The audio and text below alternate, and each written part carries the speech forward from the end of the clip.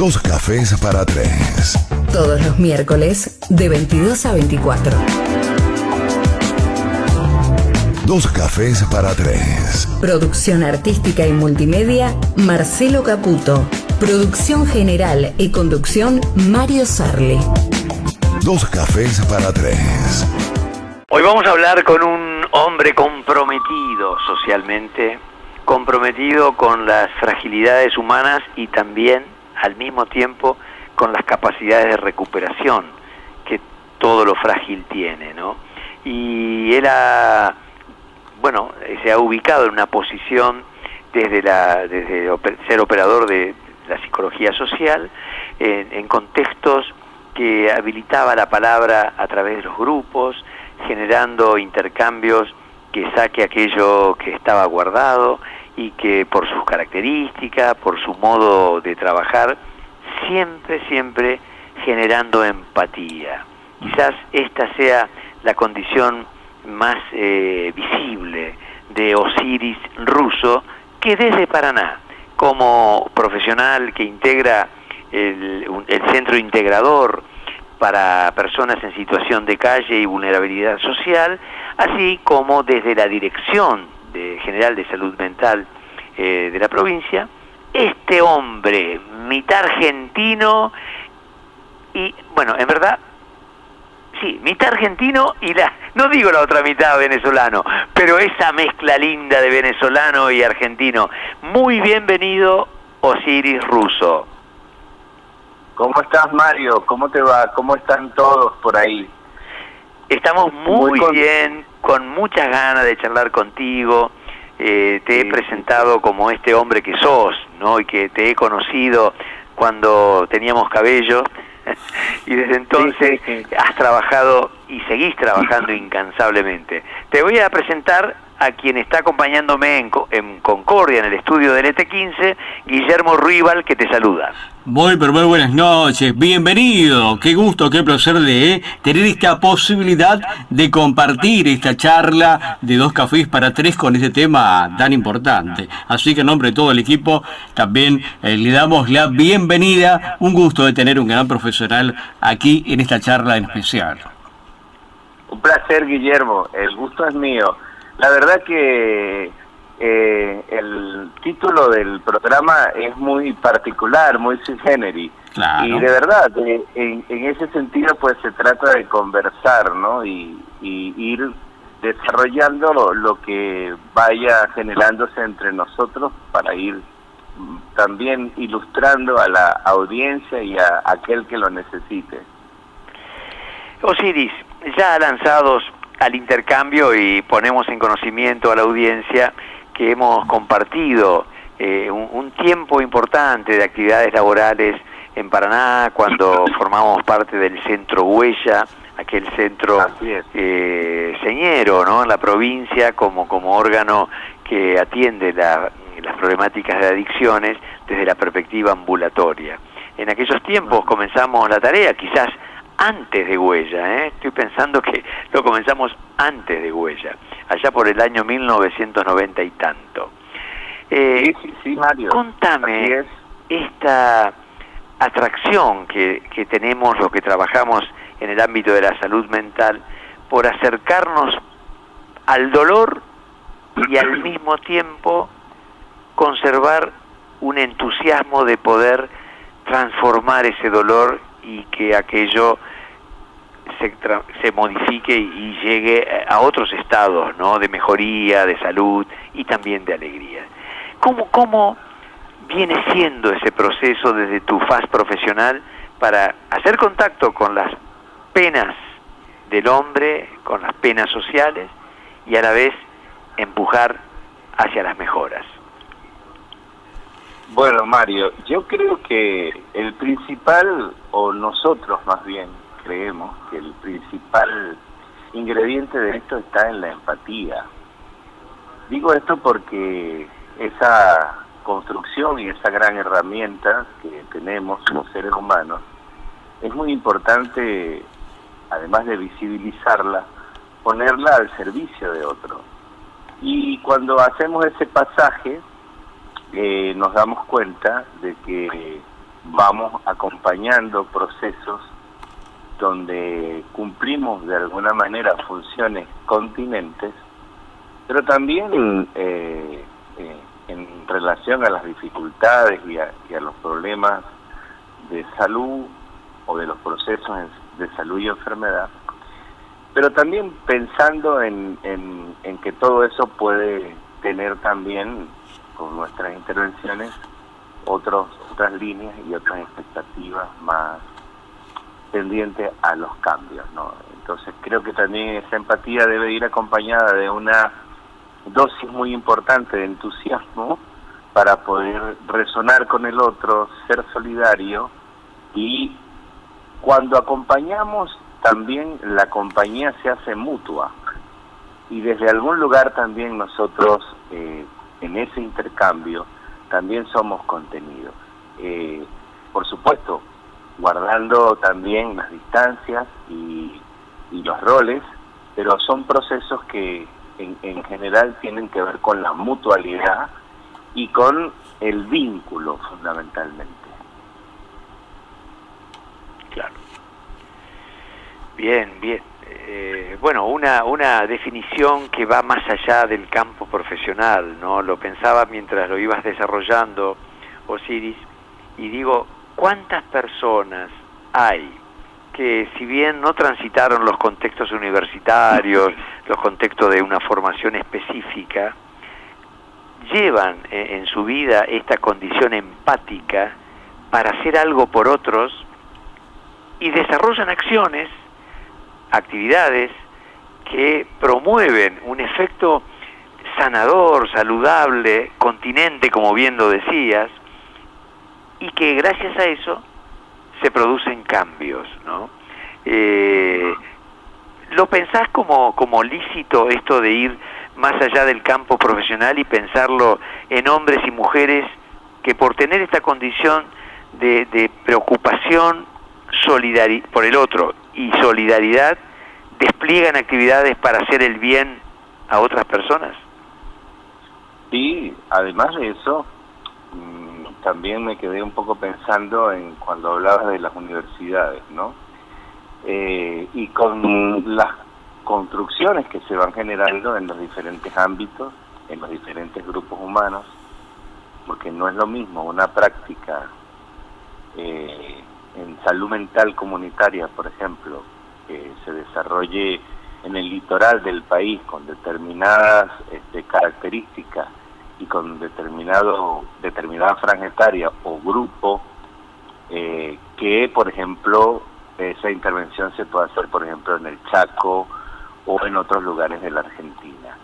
¿Esto qué quiere decir? Que es importante también tener en cuenta los elementos sinérgicos, las cosas que van apareciendo también como oportunidades ganadas, y creo que allí en alguna medida reside esta empatía que generan hombres y mujeres por los contornos y los contextos inmediatos con los que más conexión tienen, por vivir la vida cotidiana, por poderla compartir. Y creo que existen y están muy presentes en las organizaciones sociales, en la historia de nuestros pueblos, porque me parece también que esto de la salud mental hay que pensarla también en relación a nuestra historia y a un contexto social, y pensando también en nuestras identidades. Fíjate vos cómo en un mundo tan individualista y que en donde está siempre presente la competencia, porque el efecto del mercado se ha trasladado a nuestras relaciones más cercanas, cómo eso ha ido de alguna manera también socavando a las civilizaciones ancestrales, a antiguas civilizaciones que ya habían comenzado muchos años atrás con este tipo de acciones, y que ahí también residen las riquezas de, por ejemplo, un buen jefe tribal cuya comunidad, por ejemplo, encuentra en ese hombre que es capaz de ser padre y amar a sus hijos y a su comunidad, una función continente. Entonces pensemos también que eso ha sido parte de nuestra humanidad y que viene ya en un ADN social y de transmisión de caracteres generacionales desde mucho tiempo atrás. Y hoy esas comunidades son quizás las comunidades más importantes y en las que mayormente nos tenemos que reflejar para recuperar los conceptos de la grupalidad, del trabajo comunitario, del trabajo compartido, de las funciones continentes, de ese líder que es capaz de aglutinar a personas en torno a él para generar también bienestar. Entonces me parece que esta mirada, Mario, tiene mucho que ver también con pensar el mundo desde un lugar policéntrico y multilateral, en donde la diversidad es la que enriquece a nuestras prácticas y que ellas también son capaces de generar derechos, de generar afianzamiento de nuestra identidad, de seguir adelante con nuestros proyectos comunes y con la vida comunitaria. Realmente es un tema bastante profundo, ¿no? Como para ir desglosando parte por parte con lo que tiene que ver con las regiones, con la historia, como lo hablaba Osiris. Pero yo me pregunto, por allí hay mucha gente que sigue las redes sociales, otras personas que quizás están escuchando la radio, y que por una razón u otra quizás se encuentran en una situación justamente vulnerable. ¿Cómo ustedes pueden incentivar o ayudar a esa persona que está allí del otro lado en una situación difícil, vulnerable, para que pueda salir adelante? Ustedes como profesionales en este sentido. Bueno, yo creo que es muy importante tener una actitud en un primer momento o en esas primeras instancias de escucha y de escucha activa también, para ir también acompañando y acompasando esa demanda. Digamos, cuestiones que aparecen en un primer momento como necesidades, con el tiempo debemos irlas amasando desde nuestras prácticas y con ello ir convirtiéndolas también junto al que demanda esa intervención desde un lugar muy vulnerable en una demanda que organice, que sea capaz de acompañar, de ponerse al costado, no adelante ni atrás de esa persona, y de ir viendo también cuáles son sus expectativas, porque también en medio del padecimiento podemos correr un poco el velo de esa gran vulnerabilidad y indagar aspectos que tienen que ver con la reincidencia, con los aprendizajes, con los procesos de desarrollo humano que esa persona haya tenido, por más vulnerabilidad que esté pasando en ese momento. Entonces allí es donde es importante agudizar el sentido de la percepción y ir acompañando esa demanda que ya esa necesidad que al convertirse en demanda ya empieza un poco a generar justamente la contención y el sostén necesario para que desde el vínculo esa persona pueda plantearse la posibilidad de algún cambio. Claro. Y así sucede en nuestras relaciones más íntimas y en los contextos cotidianos más tradicionales, porque el vínculo justamente es lo que nos permite a nosotros integrarnos en una estructura que da paso a las posibilidades y a la concreción de proyectos y de sueños. Nunca los proyectos y los sueños se concretan solos. Siempre aparece la interacción con un otro, con el contexto, con la naturaleza y con otros hombres, que es lo que va permitiendo que esa persona en algún entramado social vaya generando justamente su capacidad de poder autosostenerse y seguir adelante con sus... Debe ser acompañada por un tiempo X hasta que pueda por allí hacerlo solo.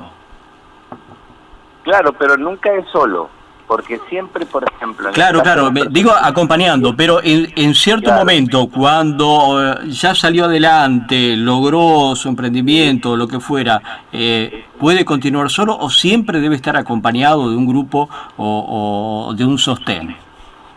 Y seguramente, como así es, siempre podemos recuperar la salud y los derechos y todo aquello que tengamos vulnerado, siempre justamente en un contexto y con otro. Seguramente sumando autonomía e independencia cuando se trata de una intervención que apunta fundamentalmente a esos objetivos. Pues. Pero sí, estas cosas suceden, y suceden, digamos, en los ámbitos más tradicionales también, y en donde por ahí no aparece tanto la vulnerabilidad, pero sí es necesario, por ejemplo, en el entramado, sentirse acompañado para poder desplegar, tal vez más temprano que nunca, autonomía e independencia. Y eso se construye con el otro y se va de alguna manera retroalimentando hasta que, bueno, las personas, digamos, son capaces de lograr cambios y transformaciones que les permiten después estar en una mejor condición. Hay una tensión que siempre se juega en estos procesos, que es, por ejemplo, la contradicción salud-enfermedad, las cosas viejas y las cosas nuevas, las oportunidades, los logros versus, por ejemplo, las debilidades. Todas estas situaciones también se plantean como contradicciones y se van también desandando a la hora de generar condiciones concretas de existencia que puedan permitir esas contenciones y esas intervenciones. Nosotros, por ejemplo, en el Centro Integrador para Familias y Personas en Situación de Calle, siempre aprovechamos la oportunidad de estar con ellos y introducimos herramientas que tienen que ver, por ejemplo, con momentos asamblearios, donde ellos son capaces también de introducir normas de convivencia y de salud para ir regulando, por ejemplo, la vida cotidiana y todos los aspectos que tienen que ver con la convivencia. Entonces, por ejemplo, las asambleas democratizan las intervenciones en salud. ¿Por qué? Porque permiten que un colectivo pueda tomar decisiones y ser capaz de también generar un código de convivencia para que pueda, por ejemplo, persistir la vida cotidiana sin tanto sobresalto. Y me imagino, se sienten realmente muy útiles siendo parte justamente de esto, siendo escuchados también. Exactamente, por decirte una herramienta. Después, por ejemplo, tenemos grupos allí centrados en tareas más concretas que tienen que ver, por ejemplo, con los consumos problemáticos, que son, digamos, conductas que muchas veces generan situaciones de conflictividad con los vínculos, con los familiares, con los mismos compañeros. Entonces, también allí reflexionamos, y en esto que vos decís de poder generar un espacio donde la palabra circule, también esto va a tener un efecto terapéutico y muy ordenador en la vida de los compañeros, que no han sido cuidados por un sistema, de alguna manera, no han podido cuidar de sí mismos y tampoco pueden cuidar de otros.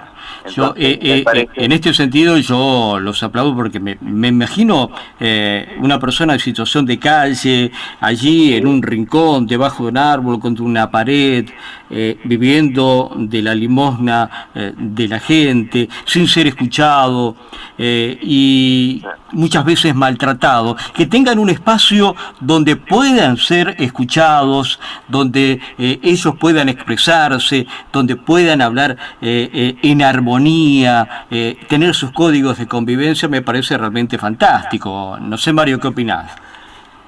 No, por supuesto, y quiero un poco sumarme al sentido transformador que tienen estos intercambios en donde en primer lugar hay que decir que desde la perspectiva de salud y sobre todo desde la salud comunitaria, a este grupo de personas o a esta zona de la fragilidad social no se la espera en el consultorio, no se la espera en la institución, sino que hay que ir al encuentro con ellos. Es decir, rompe el molde de lo que es la tradición la tradicional consulta, ¿no? Alguien que viene a traer su problema. No. Para este trabajo hay que ir y acercarse al problema. Y esto es una modificación sustancial con ciertas prácticas tradicionales, ¿no? Y este acercamiento a quien está fuera, entre comillas, fuera del sistema, excluido, allí precisamente en las zonas marginales, el saber que pueden ser escuchados, el saber que se crea un lazo confiable para la comunicación, y a partir de eso nos ponemos a pensar en conjunto un qué hacer para ver si podemos modificar la situación de extrema fragilidad, y descubrimos que hay cosas por hacer, allí es donde comienza la transformación. El sujeto no queda en ese lugar, de vulnerabilidad no pudiente, donde los demás tienen que hacer por él. No. Precisamente es lo contrario lo que lo saca de ese lugar. Que él descubra que aún puede seguir haciendo algo, y algo más saludable por su vida, ¿no? Y este es el diálogo, el intercambio que de alguna manera Osiris, con su experiencia, con su trabajo desde hace muchos años, lo viene proponiendo allá en Paraná. Y bueno, me has contado de desarrollos muy exitosos en el sentido de los cambios que favorecieron mejorías de aquellas personas que parecían quedar totalmente afuera del sistema social, ¿no?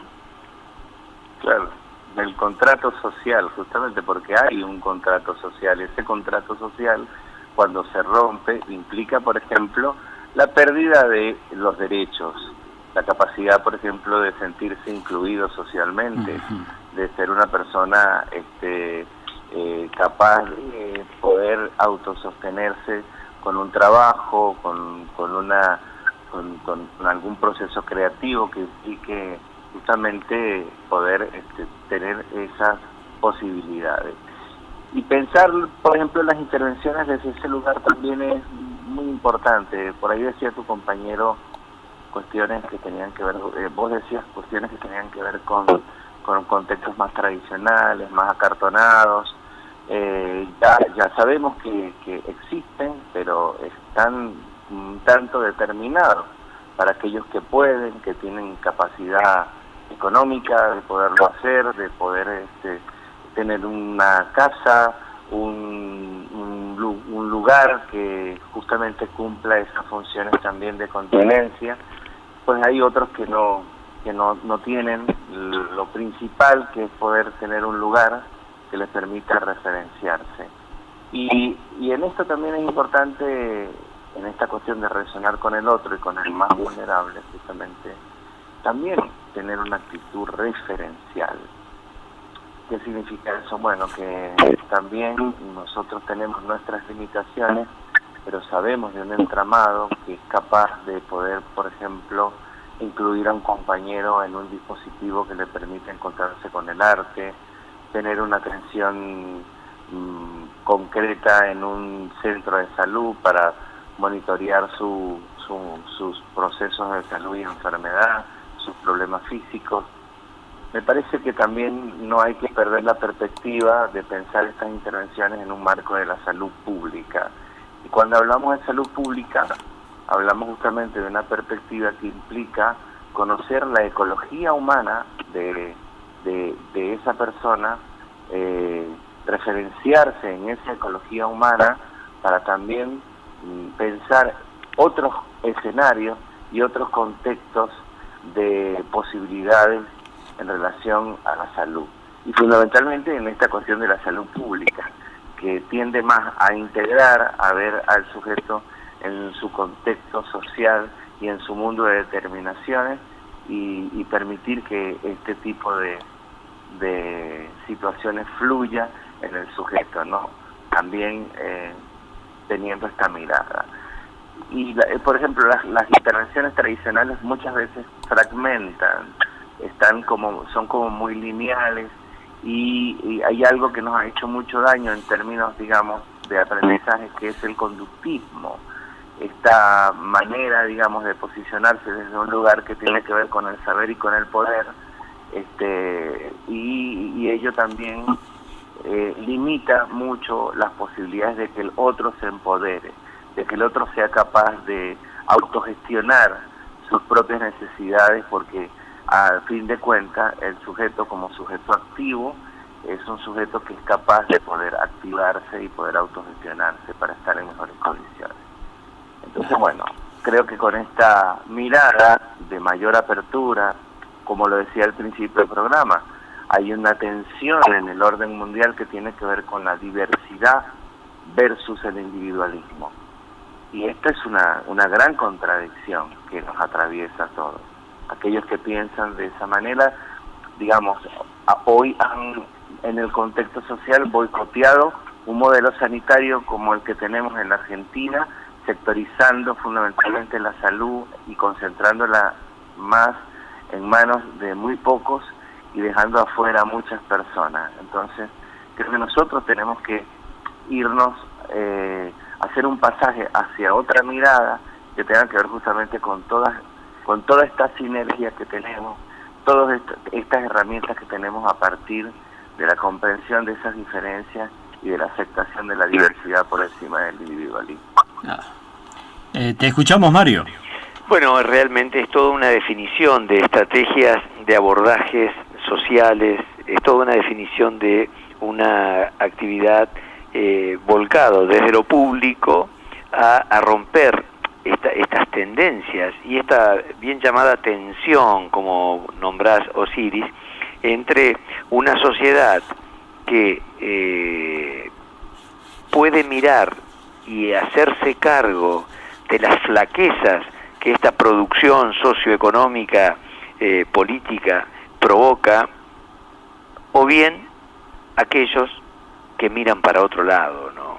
Que no pueden acercarse, que no pueden, no solo acercarse y contemplar y hacer algo por esto, sino que además hay como una cierta hostilidad hacia esta fragilidad social, ¿no? Los pobres, los excluidos, los mal llamados sostenidos por el Estado, terminan recibiendo una mirada hostil de una parte que adhiere a un concepto de sociedad que seguramente para menos, para pocos, y es por eso que no pueden incluir esta otra parte más débil, más frágil, y que necesita nuestra presencia, nuestra participación y la transformación para volverlos protagonistas, porque fueron hombres protagonistas, hombres y mujeres que protagonizaron la vida hasta que ingresaron a esta situación especial que les toca vivir, ¿no? Sí, así es, Mario. Bueno, en medio de estas tensiones nos movemos todos también, ¿no? Con un país o en un país donde las diferencias de clase existen y que cada vez se acentúa más una grieta, digamos, entre la pobreza y la riqueza, que se ha hecho muy distante y que ha justamente condenado tal vez a situaciones de mayor vulnerabilidad a una gran parte de nuestra población. Nosotros lo que intentamos también es reconstruir y construir la esperanza con nosotros, desde ese lugar, digamos, más diverso, con más derechos, posibilitando el protagonismo y el empoderamiento de los sujetos, y que aún en los momentos más vulnerables se puede cambiar, o se pueden cambiar situaciones para justamente poder estar en mejores condiciones. Esos saltos en calidad también se dan en estas poblaciones, y hay compañeros que son capaces después de recuperar sus vínculos, insertarse en un medio de trabajo, poder reconstruir su vida subjetiva y también con ella su vida vincular con otros. Y créanme que esto también pasa en este mundo para los cuales, o para muchos, digamos, tiene que ver más que todo para aquellos que piensan de otra manera, ¿no? Por ejemplo, que los compañeros, por ahí cuando a veces están en la calle, son bultos o son cosas, o son, digamos, parte del paisaje que de alguna forma decora nuestros espacios públicos. Y creo que esa mirada de estigmatización es la que nosotros intentamos modificar para otorgarle a ese sujeto mayor referencialidad, mayor capacidad de continencia y poder caminar juntos situaciones que pueden generar cambios y por qué no también en esos cambios devolver la salud, fortalecer los valores, las ganas de vivir y el deseo por el proyecto, que es también esta contradicción se juega mucho en esta franja y en estos compañeros, en estos grupos humanos, porque hay una resistencia también que tiene que ver muchas veces con la forma como las personas se han acostumbrado a vivir. Y bueno, y después en el otro polo está el proyecto, que es, digamos, esto que aparece, que a veces desaparece, pero que nunca es imposible de que muera del todo, porque es lo que justamente después va generando otras posibilidades en los compañeros y compañeras que están en situación de vulnerabilidad y situación de calle, ¿no? ¿Qué tema que da para charlar mucho más, Mario? Principalmente en esto último que decía, ¿no? Aquellos que por allí se acostumbran quizás a este estilo de vida y que no es tan fácil. Pero mientras existan personas como Osiris, que tengan esas ganas de ayudar, de ir a donde está el problema, tratar con su trabajo de sacarlos adelante, vamos a seguir soñando por un mundo mejor. Este sería el mensaje para aquellas personas que por alguna u otra razón están en una situación difícil, vulnerable, que todo es posible y se puede salir adelante, acompañados, y pueden cumplir sus sueños, esos sueños se pueden hacer realidad. Una charla realmente muy linda, Mario, y que la verdad que uno va analizando y va sacando ramas para todos lados como para seguir charlando y muchísimo más. Osiris, yo quiero agradecerte tu disposición, tus palabras serenas, reflexivas, para, bueno, ayudarnos a pensar y a enfrentar estas cuestiones que en la vida cotidiana todos nos enfrentamos. Traes un poco de claridad con tus conceptos sobre caminos esperanzados que existen, como bien decía Guillermo, entusiasma que pese a todas las dificultades y los dolores de esta parte de la sociedad, hay gente, hay decisiones institucionales, políticas que hacen que desde la salud pública se quiera hacer algo y se logra hacer algo con todo esto. Muchísimas gracias, Osiris, por tus palabras y por tu gran disposición al diálogo. Bueno, Mario y Guillermo, a ustedes por invitarme, y quería despedirme con una reflexión muy interesante respecto de lo que significa la figura paterna en este momento en nuestra sociedad.